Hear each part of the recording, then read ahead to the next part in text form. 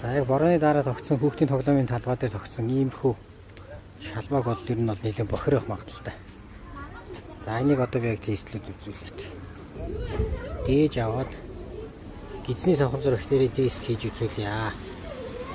За үр дүнг нь ямар гарахыг нь бол мэдэхгүй байна. Гэхдээ таамаглаж байна. Энд бол гидсний савхан зурагт дээр бас байх магадлал өндөртэй гэж хаалж байна. За энэ бол гидсний савхан зур бактерийг үржүүлдэг одоо арга юм аа. Энэ дотор бол одоо юу байгаа? Хоол тэжээлнэ байгаа. За энийг хийч. За хийчтэй. За энийг яг ингээд 39 дэх юм байна. Миний энэ авж байгаа. За 39 дэх шалмаг улаан хоорон гэдэг нэртэй. За тэгээд энэ бол одоо 48 цагийн дараа харах хэрэгтэй.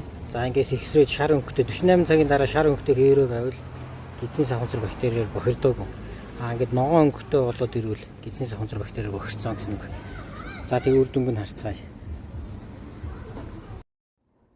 Яг 48 цагийн дараа хүүхдийн тоглоомын талбайн дээрээс нь шалбаагнаас авсан дээжин дэрэг.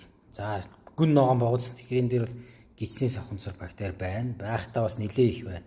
За тэгээд энэ баг 24 цагийн дараа ингээд ногоорсон юм доо. Тэгэхээр харагдахад айгүй тийм тунгалаг харагдаж байгаа боловч гидсний савхан зур бактериэр бол нэлээд дүүрэн байд юм байна. Тэгэхээр хүүхд санамсаргүй байдлаар тоглоод тэрийг туучсан бол одоо дараа нь одоо хөлийг сайн угаалгаад, гарын сайн угаалгаад ариун цэвэр сахих нь чухал юм байна шүү манайха.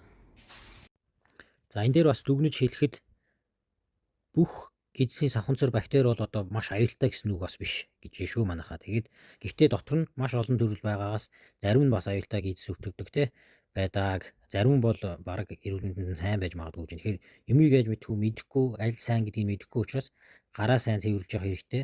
Гараасаа шууд ам руугаа хоол хийдэггүй гадаа тоглож явахдаа тийм одоо дадал зуршлыг бий болгох хэрэгтэй.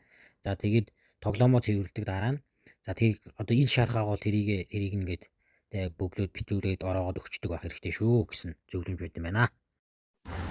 За тэгээ сайн мэдэхгүй байгаа хүмүүст бол энэ бол гидсний савхан зур бактери гэдэг хүний одоо бүдүүн гидсэнд амьдрах хэвээр мал амтны бүдүүн гидсэнд амьдрах хэвээр тийм бактери байгаа маа. Тэгээд уснаас илэрх юм бол энд бол одоо энгийнээр бол баасаар бохирсон байна гэсэн үг байна.